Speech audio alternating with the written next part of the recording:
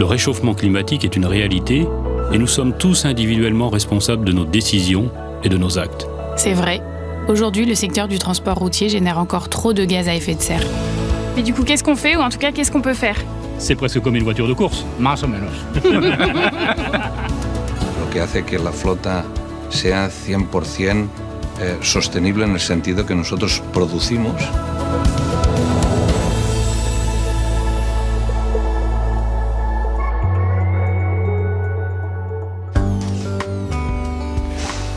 Bonjour Pauline, bienvenue à Bourg. Merci. On va se diriger vers le début de la ligne de production. Ok. Bourg-en-Bresse, en France. Un des sites de production de Renault Trucks. Nous sommes en mai 2023 et l'usine se prépare à la fabrication du dernier né de la gamme électrique. Très attendu, ce camion de haut tonnage va permettre de décarboner de nouveaux segments d'activité. Au moment où sort ce film, sa production en série est en cours. À la fin de notre process d'assemblage, on a le tout dernier nouveau-né de la marque, le Renault Trucks T-E-Tech. Donc, grande fierté pour nous, puisque véhicule de demain qui devient réalité. On a 3 éléments vraiment principaux sur le véhicule.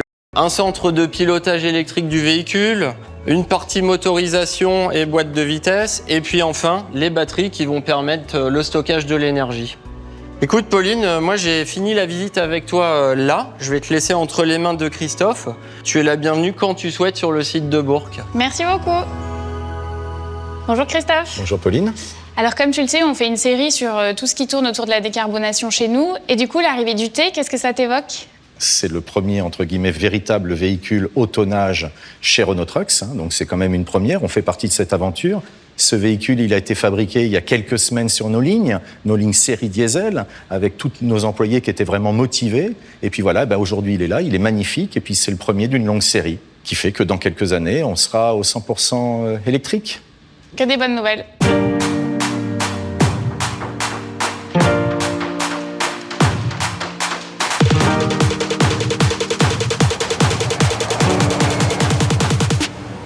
Alors voilà le nouveau camion que tu as pu découvrir à Bourg-en-Bresse.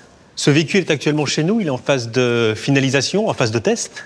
Et c'est lui qui va nous permettre de décarboner de nouveaux secteurs d'activité, tels que le transport régional, mais également la construction urbaine.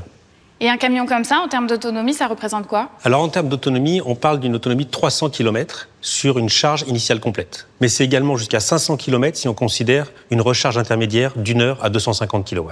Et si on parle en termes d'économie de CO2? Alors en termes de CO2, l'économie est significative. On parle de 90% de CO2 économisé. Un véhicule diesel qui parcourt 60 000 km par an émettra jusqu'à 50 tonnes de CO2 chaque année, quand son équivalent électrique n'émettra quant à lui que 4 tonnes de CO2. Ah oui, c'est sans appel. C'est sans appel, et si l'on raisonne sur la durée de vie du véhicule, on parle de 400 tonnes de CO2 économisées. Eh ben, on a hâte d'en voir beaucoup sur les routes alors.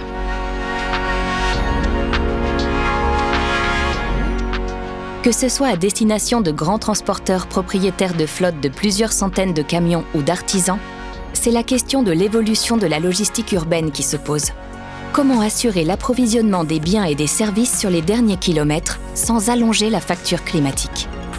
Alors, il y a un enjeu qui devient de plus en plus important, c'est celui de la logistique urbaine. On a un certain nombre de challenges à relever. Alors, c'est des sujets sur lesquels les transporteurs nous attendent, mais aussi la société nous attend, de manière très claire. On a plusieurs enjeux. On a les flux, effectivement, le trafic, comme on le voit aujourd'hui. On a la nécessité d'avoir du foncier. On a tous les problèmes liés à la décarbonation et à la qualité de l'air. Qu'est-ce que les constructeurs comme nous peuvent faire pour contribuer à l'amélioration de tous ces enjeux? Alors on a effectivement cet enjeu de décarbonation, donc on voit bien que les constructeurs développent des flottes de véhicules électriques, effectivement un gros enjeu sur produire une flotte en quantité, en qualité et avec des prix raisonnables et un délai d'accès rapide.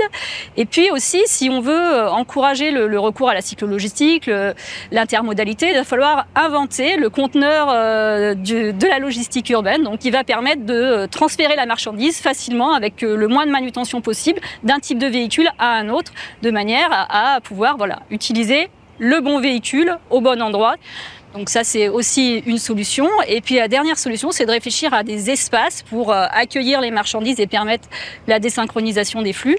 Parce qu'on s'aperçoit aujourd'hui que les livraisons, elles sont concentrées dans le temps, entre 9h et midi.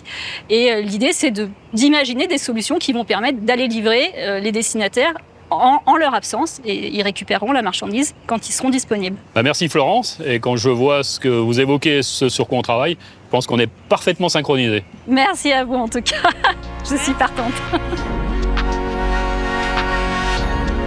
Un industriel qui fabrique des camions doit pouvoir accompagner les nouveaux besoins et être présent sur les nouveaux marchés, depuis la longue distance jusqu'au dernier kilomètre.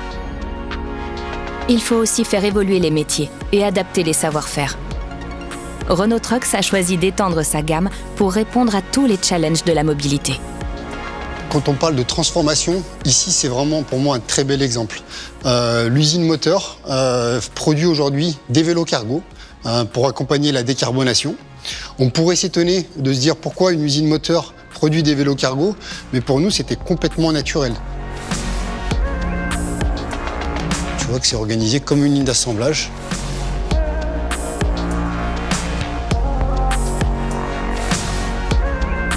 Ce qui est bien avec ces vélos, c'est en fait qu'ils sont hyper modulables. Ouais. C'est qu'avec la même base, tu peux faire plein d'activités. Et la transformation vers la décarbonation, ça s'accompagne d'une transformation des métiers. Donc comment ça s'organise? Si on est très honnête, 3 ans en arrière, on avait quand même des grosses inquiétudes un peu dans notre industrie. Et donc voilà, on le fait étape par étape. Parce que c'est pas une rupture brutale de la fin du diesel, ça se fait en biseau, quoi. Une fin et puis une montée en puissance de l'électromobilité. Entre un moteur et un vélo cargo, on se dit bon, ça n'a rien à voir. Mais finalement, on a développé et industrialisé une ligne d'assemblage grâce aux compétences des gens de l'usine moteur en moins de 6 mois. Pourquoi ? Parce qu'on a des compétences en assemblage sur comment designer une ligne de production efficace, comment faire une logistique efficace, de la réception des pièces jusqu'à la livraison chez le client. Et aujourd'hui, on s'est adapté très facilement. Et puis, c'est reparti pour une vie de 800 000, 900 000, 1 million de kilomètres chez le même client. Il faut se sortir un peu du modèle. La batterie, on la prend, on la met à la poubelle, elle est recyclée.